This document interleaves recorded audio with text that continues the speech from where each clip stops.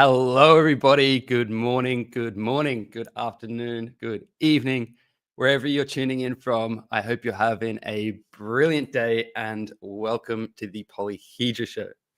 So, today we're diving into building an ecosystem, and it's a very special episode for a few reasons.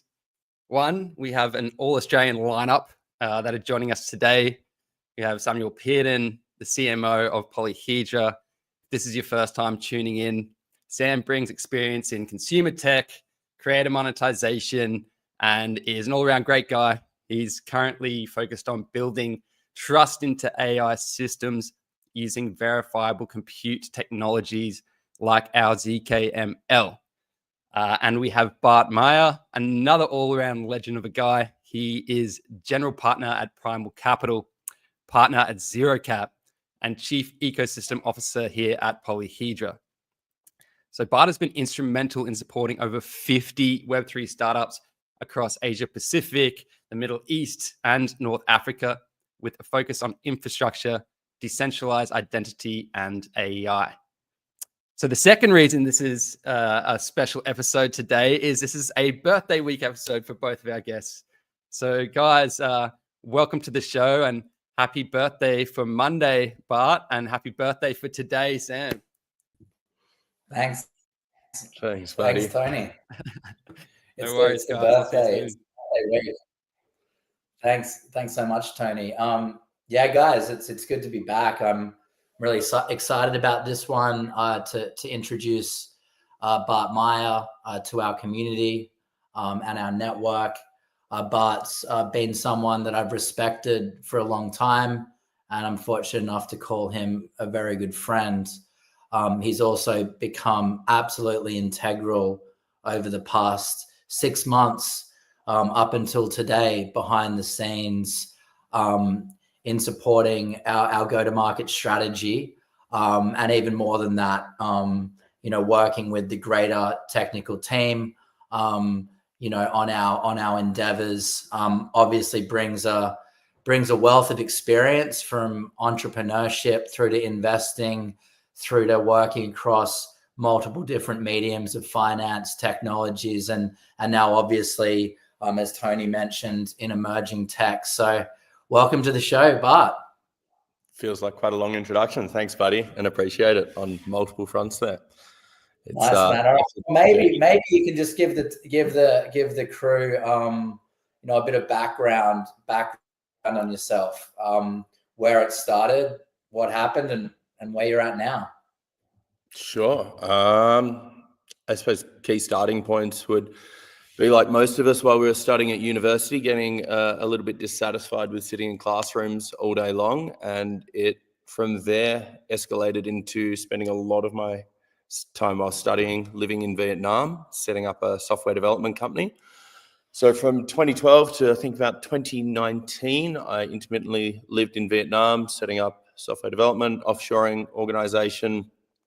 We worked with everything from companies at ideation stage that were looking at having mock-ups done through to companies that were listed on the Australian Stock Exchange and also the Toronto Stock Exchange. And, we primarily focused at that point around health tech and IoT, so Internet of Things, and that was some of the more interesting products where we worked on lockers that were deployed in NASA. And there was a great divergence of founders and products that we were working with, and from that it kind of led to investing or taking positions in a number of the early stage businesses. And what started off as a component of my day-to-day activities of building out the software teams and the development resources then really escalated into the reason I was getting up each morning. And that then led very much to the shift full-time to investing. I'd, at that point, built out a number of good angel positions. And I think also Web3 came calling. We'd built out a Solidity and a Hyperledger arm to our business and got quite immersed in what were the early ICOs, which also led to a bit of dissatisfaction, believing that we'd be able to build enterprise-ready products and fulfill the promises of early ICOs. And from there, kind of went back to Web2 investing as a member of a Microsoft partner fund, which that was really the culmination of the VC style of what I was getting into at that point, and led us to here today. Yeah, man, that's really interesting, and you touched on it a bit. But what kind of motivated your transition from call it more traditional industries to the more emerging tech world? I definitely say I always enjoyed the more pre-seed style investments, getting in at the ground level, being able to help with the go-to-market strategies and build out the products was much more appealing than sitting on the board and a lot of those governance points. And definitely what we found, myself and partners that we invest in, it's a relationship game in the sense of who you're investing in and how you're dealing with them over a longer period of time. And as such, the individuals that were putting things into frontier tech, wanting to work with Web3, or in this case, at the moment, a lot of the AI founders, these were people that thought outside of the box. It allowed you to have a lot more lateral thinking and therefore build a much stronger relationship with the founders. Not to hit too hard on some of the more traditional investments that we did, but I did find it a lot more hard to connect, and some of the middle manager type founders that were prevalent in a lot of the more legacy tech products that came our way, and that very much made the decision for us in the terms of both Primal and on a personal basis where I wish to allocate time. And founders, in this case, such as Abner and TC, who are obviously visionaries in their space and have decided to focus their attentions towards solving what are next generation problems rather than those legacy problems which sit there. And there are many people who are able to go to work on those on a daily basis. No, man, fascinating. Thank you for that. I think this is the first time we've had kind of a seasoned venture capitalist on the show. Could you just explain, a more broader kind of breakdown on what an early stage investor does, and what's your actual role outside of obviously giving money? It's broad. That varies with each different investment. I think it can be as much of a life support in the sense of when things are getting tough. That is always a very core part of the role, in that someone that can be on call 24 hours a day and will wake up to answer problems. But then it is also network at scale. Each founder that you invest in has a particular strength and a particular reason why you're willing to support them, or what makes them special. But on the other side, there are then gaps that you are trying to fill. And it doesn't just take on my end. Obviously, it's not just myself in the team. There are other partners and other members of the fund that fill specific gaps as well. On a personal basis, I would more so find the work that I do is around the networking and the go-to-market support. How are we actually getting the product to market, and how to tell that story is probably where I get the most excitement, and you'll get the most energy out of myself. One of my early mentors always said it to me, it's well and good to have the best widget in the world, but if no one uses it, what's the point? And that has always stuck with me, and why I've always placed such a big importance on how to get the product to the masses or to the market, whatever that target audience is. So that I would say is probably the bulk of my day. But then there is obviously other founders that are much more technical in support, require much more technical support. And on that side, there's other partners that assist there. And I'm sure we could go into depth if we wish to around all of the various components. I'm hoping we do this a lot more, but we'll move on for today. Thanks, man. Advice for emerging builders. I think what I love about Polyhedra's ecosystem and spending time in the Discord, people generally have that ambition to build. A lot of our community are budding kind of entrepreneurs. What guidance would you offer to people that are looking to build based on your experience? Always get to market quickly. Don't overcapitalize in the earliest stage. There's no need to make the product perfect before getting to market. So find what is the minimum viable product that you're able to deliver to the audience that you are seeking, and get some user feedback. It's all well and good, and we're all obviously victims to it. Every idea sounds wonderful when it's sitting inside, rattling inside our brain, but where it really matters is what the audience to whom you're targeting it towards thinks of that product. So the quicker that you're able to get it to market, the quicker you're able to get user feedback on it, the better. And look, it's always, I suppose, on the other side, it's better to have other people's input into the product as well. Like, how do we actually scale the product? What are the actual pitfalls that we're currently sitting on top of? And that comes with a solid team. So build that network, have a team of individuals around you that you trust and that are willing to go to war with you, because there's going to be a lot of long sleepless nights. So the more that you have a support network around you, the better position that you're going to be in. No, that makes sense. Yeah, I love the line that one of my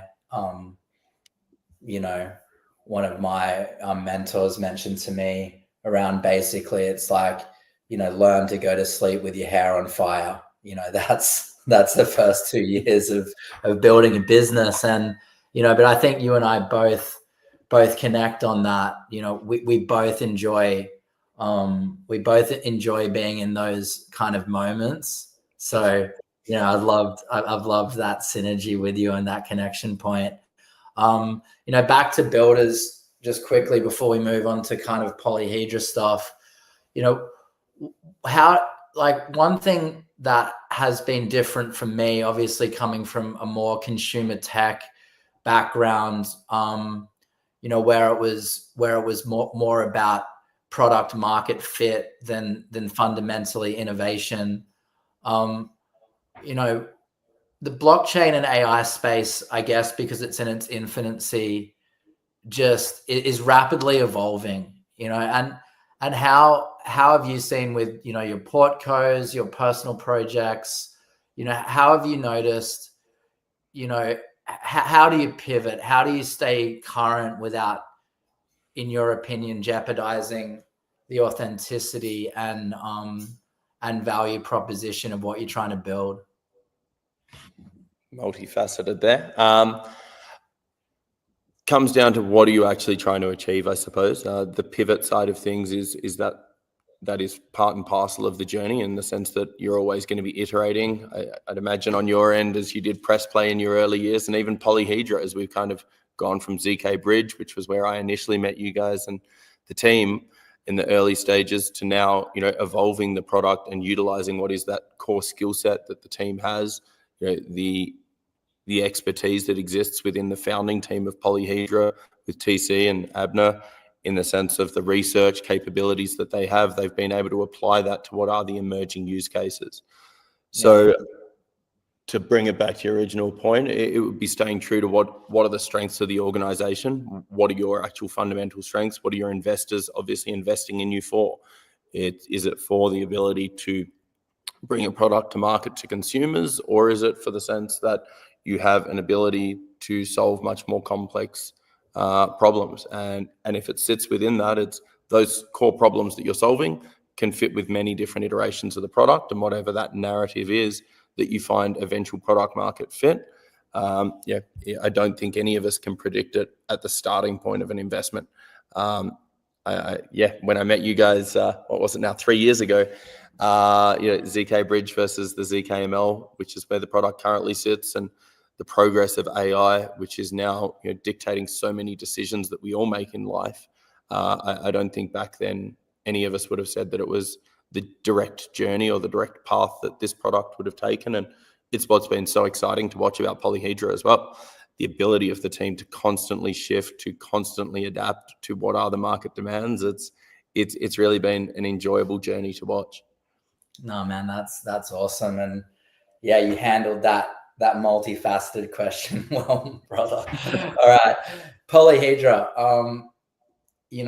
Bringing you onto Polyhedra for me was a real honor. Have someone with your capability and just the understanding of what it takes, especially from 0 to 1, but then also 1 to 100, has been a real value add to the team. As you mentioned, I think the last 6 months have been a real transitional period. You know, I've had so many wins, so much kind of growth in terms of, you know, where we're taking this business. Obviously, you know, with a lot of aspiration from some very driven people behind the scenes, including yourself. You know, when I reached out and we, you know, we're discussing this, what kind of drew you to Polyhedra?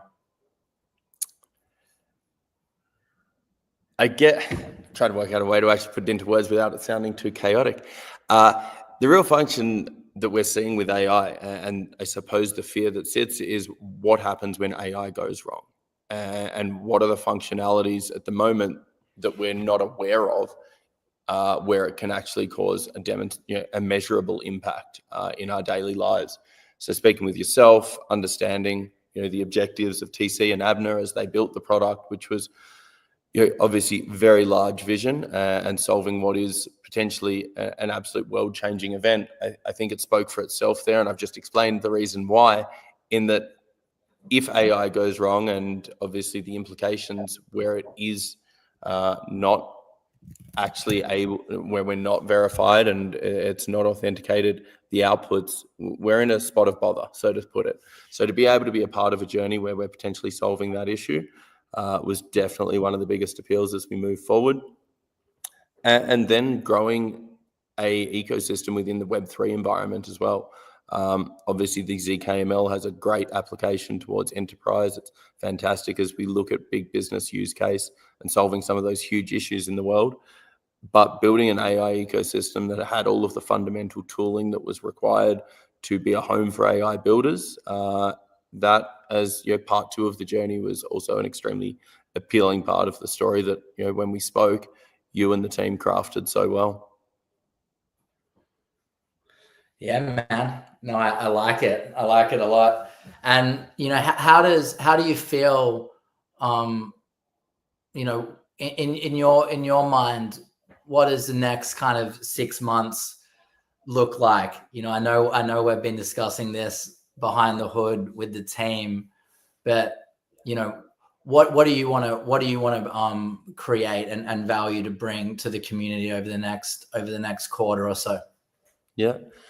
As we saw last week, we've got the first announcement of partnership into the Polyhedra ecosystem to support builders. And I think that's got to be one of the core things that we're looking at as we bring value to the investors and the holders of the ZKJ token, is what is the support that we're providing for the builders as they come to the ecosystem. So as we break down some of those core verticals of opportunity, we've obviously now got Aether as one of our esteemed partners, and we're doing a bunch of activations around their AI Unbundled program as well. And so bringing, you know, decentralized compute, and obviously at a much more competitive and available rate than what some of the centralized providers can offer to emerging builders, is exciting. And over the next few months, we've got a number of other infrastructure and tooling provisioning partners that we'll be coming to market with. So building out that ecosystem where we've got support, not just in terms of tooling, but also financial, with Aether obviously providing grant support for builders in the way of compute credits.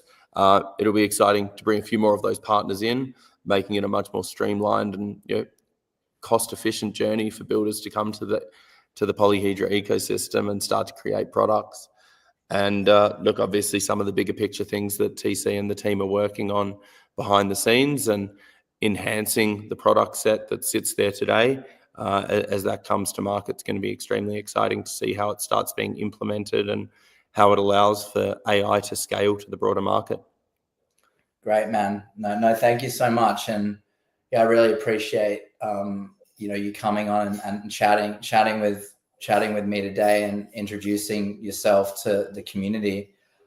We might bring Tony back in, and I think we can get some good questions in today, Tony, if you want to jump in and take over. Yeah, thanks, guys. That's I always love listening to a couple of Aussies have a yarn, but that was super cool. You know, it resonates with me. You know, listening to you, Bart, and you know, obviously you, Sam, like how in sync everyone on our team is on the vision, right? Like solving the trust and I think you kind of spoke a little bit there to like the alignment issue around AI. It really feels like being on the bleeding edge, right? And like super exciting. It's like our founders should be like, and probably will be framed as like superheroes out here, just, like protecting the planet. So it's really cool. But let's jump into some community questions. We've had over 1,000 again for this episode, guys. So shout out. I got some support from the community team to help me get through these, because there's some really good questions. But I've narrowed it down a little bit. So we might start with one from Robert Martinez. How does Polyhedra approach partnerships to expand its ecosystem? And what criteria do you use to select partners that align with your goals? Quite happy to jump in. Jump in. So yeah, continuation from that last question. It's in terms of the partnerships that we're looking for the ecosystem. It's what is the tooling and support that the builders need as they come to market. So initially, at this point, it's the foundational infrastructure, the compute, those toolings that aren't necessary and native to the core mission of Polyhedra. So building those out over the next few months is going to be exciting, and we hope to have a couple of other big announcements that will be ready, let's call it by the end of this quarter. And then it's the product partnerships as well. So the partnerships, I suppose, extend beyond those providers for the ecosystem, but then those that we choose to partner with to build. And on that side, it's exciting to look at the quality of the founders that we are getting through for some of these ecosystem proposals at the moment. And on that side, definitely looking at the core infrastructure to build out what is a Web3 ecosystem. So we do need some of those foundational toolings of wallets and DeFi applications. And now it's looking at how do we solve some of those bigger problems or those consumer problems of having products ready to go to market, which will bring users to the EXP chain. Brilliant, man. I think, I've got another question here that I think flows on beautifully from what you're saying. Got Hakeem 8266 asking about our partnership with Ether, and how this partnership aims to attract and support new AI and Web3 startups. So again, multiple layers to an answer. I probably don't make things easy for myself. On that side, we're a part of the AI Unbundled program, which Aethir has put together. So that's one of their core initiatives, bringing access or bringing solutions in terms of Web3 partners to some of the emerging builders. So there's going to be a number of activations throughout Vietnam, India. I think there's going to be some more points through Southeast Asia over the coming months. So on that side, that partnership is very much targeted towards those regions. And then on a bigger point, you'll see on the website there's an application form, and we can go through providing GPU credits via Aethir, and on our side, where the product meets requirements of the partnership for the ecosystem, I should say. There are credits and support available from the Polyhedra team as well. Yeah, awesome. Obviously, some great incentives for builders, and I know that our community was super, super excited about that one. So yeah, thanks for quarterbacking that one, guys. I know that there's a lot of appreciation for it. I really like this question from Taze, actually, one of our OG community members, who wants to know, is very curious to know what's one thing you both love most about working together that keeps you inspired every day. I'll start to give Bart a break. Like I do. It was my birthday today. Bart's birthday was Monday, and I was just thinking how grateful I am that I get to work with people that I just genuinely respect, but really like working with. When I'm out with other friends and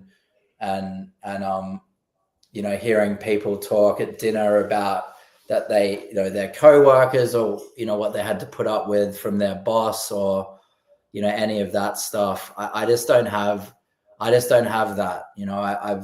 I feel really grateful that that we have a team of really dynamic, interesting people. And I think, you know, from my experience, you know, if everyone's the same, then most people are unnecessary. I feel that we have a really, really nice balance of different types of personalities and dynamics between not just the leadership team, but our team in general, where, you know, we have different types of personalities, but everyone is really keyed in to wanting to achieve, you know, big success, but also, you know, having fun. And, you know, Tony, you and I have had a lot of fun together. Bart and I have definitely had a lot of fun together over the years, but also looking out for each other and being that support network when's needed. And yeah, that was probably a more generalist question.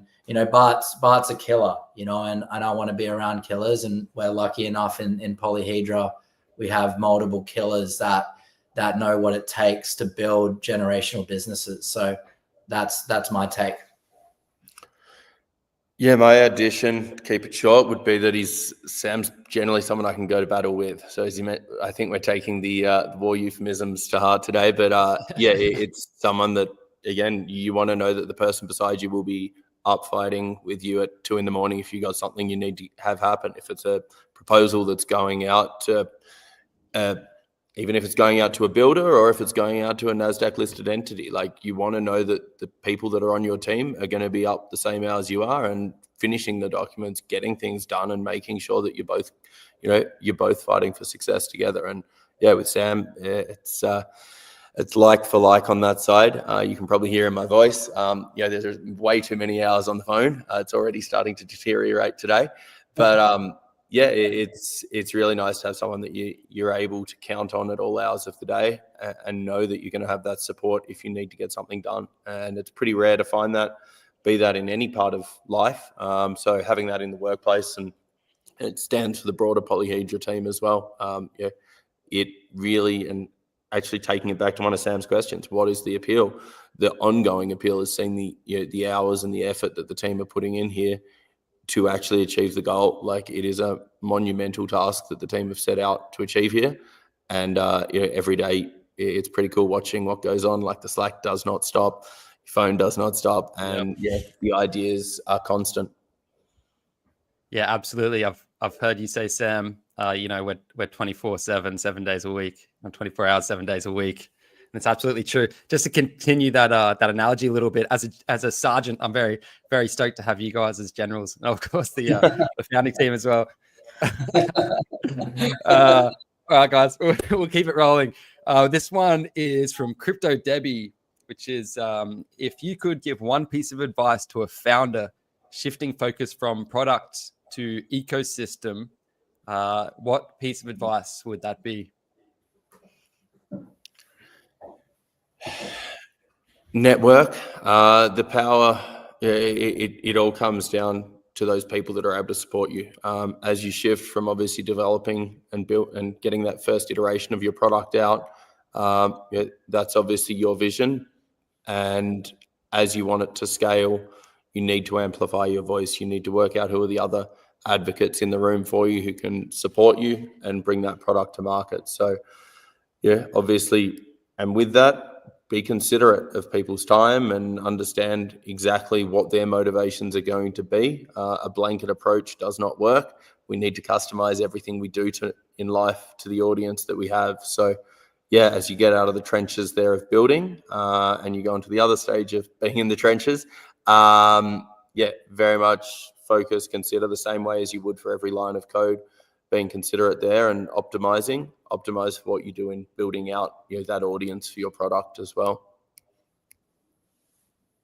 Great advice, man. I'm sure a lot of people appreciate that, and yeah, I think it's super, super relevant.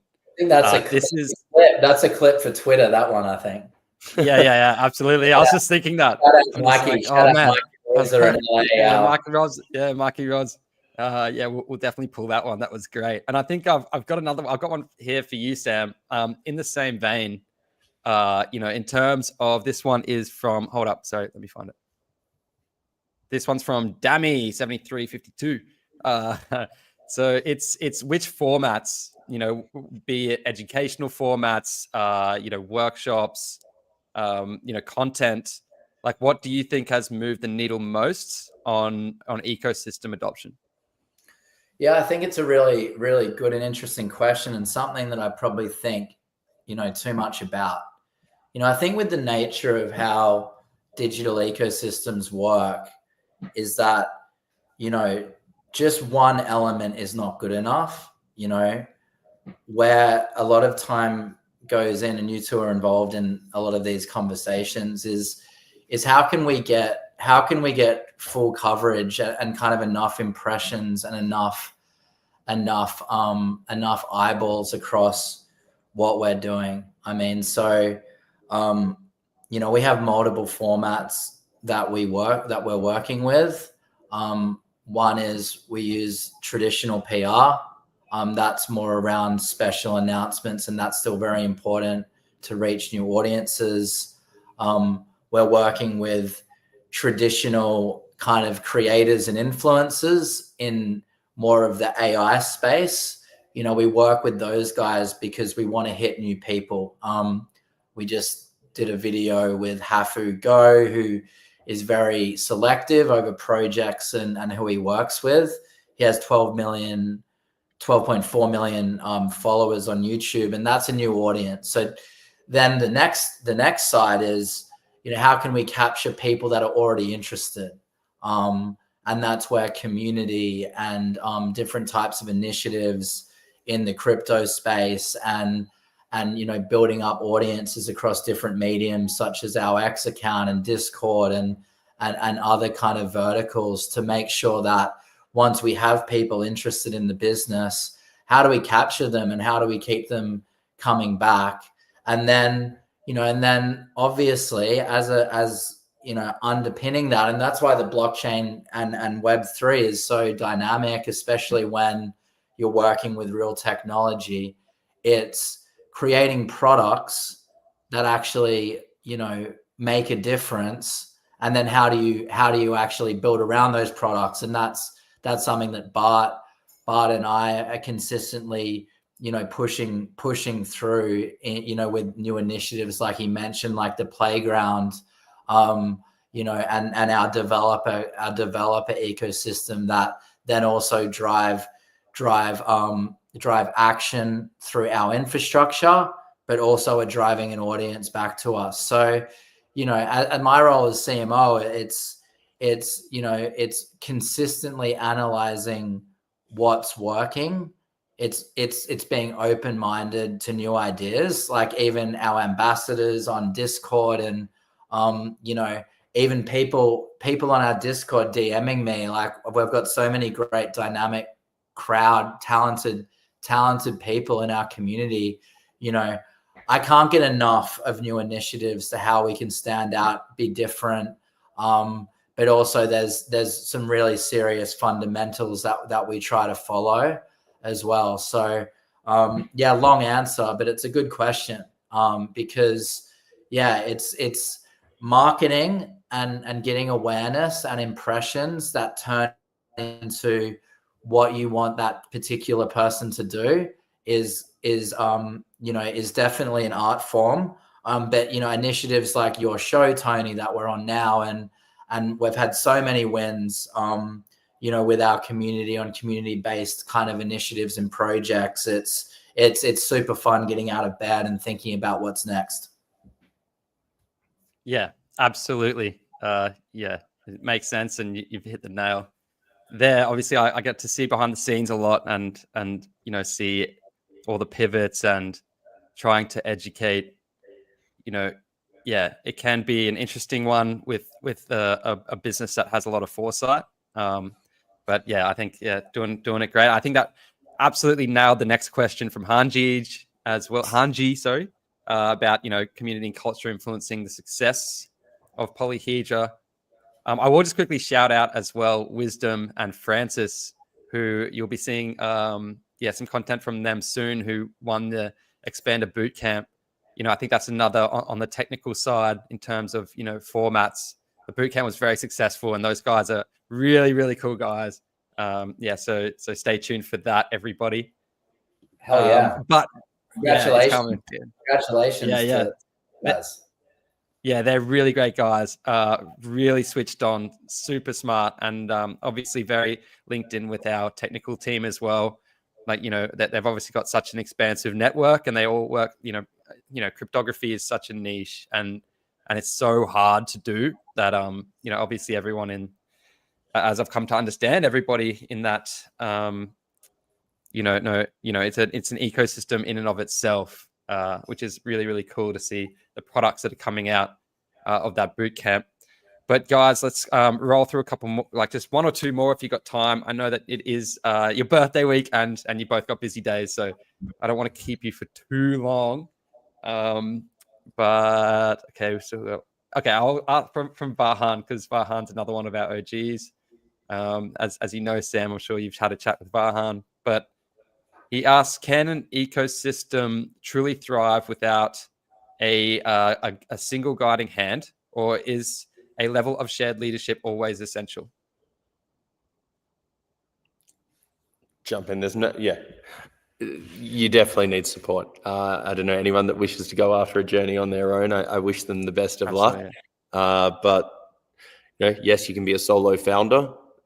I personally cannot think of any single organization that has reached monumental highs or changed the world without having a supporting team. Just like whether you're at home or wherever you are in the world, like you need everyone needs someone or something. No single person can go on any journey completely on their own. So yeah, I would definitely say that it's many minds, many opinions, and many different tracks that are going to make an ecosystem successful or a product successful. Similar to the point of how do we pivot and obviously allow for the constantly changing conditions that exist within both liquid markets or just the status of the world. So yeah, definitely need a guiding support and multiple guiding hands for any product. Yeah, absolutely agreed. I've seen that in every company I've worked in, for sure. And I think that the answer is actually in the word ecosystem, right? Like, it takes a lot. Like, there's a lot of moving parts to anything, and you see the most successful founders are the ones who inspire those around them, right? To take on and to do different parts of the puzzle, So I think it's definitely I think that's a great question though.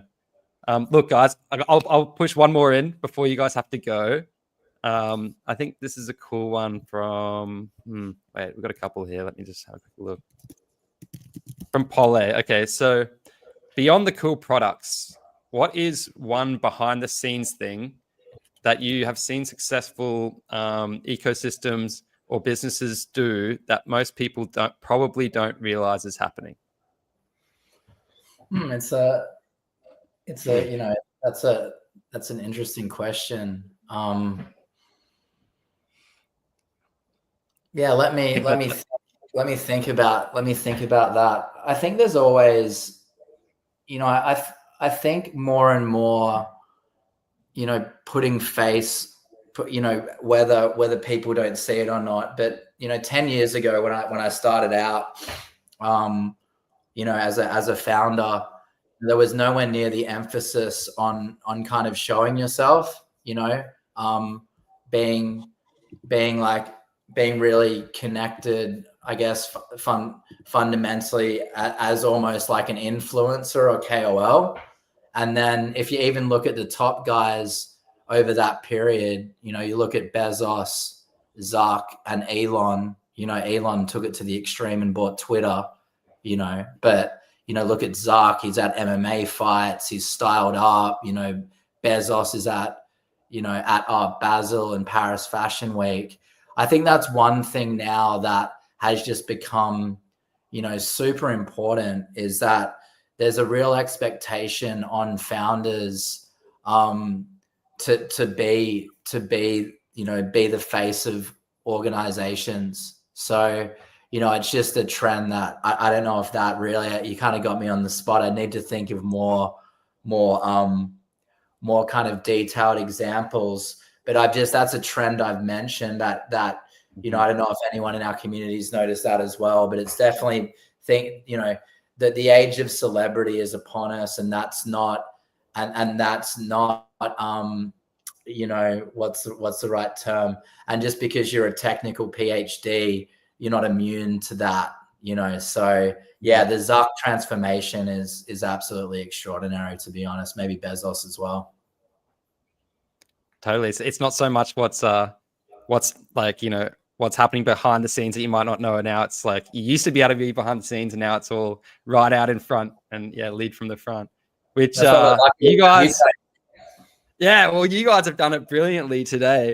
I mean, this is a perfect example. This is the answer to your question. Nothing's behind the scenes anymore. We're right out here in front of you, and we're sharing the journey with you. But guys, happy birthday again. Thank you so much for joining us. I know the community has loved it. So yeah, big love to you guys. Enjoy the rest of your week. And thank you again. And we'll definitely be seeing you guys again soon.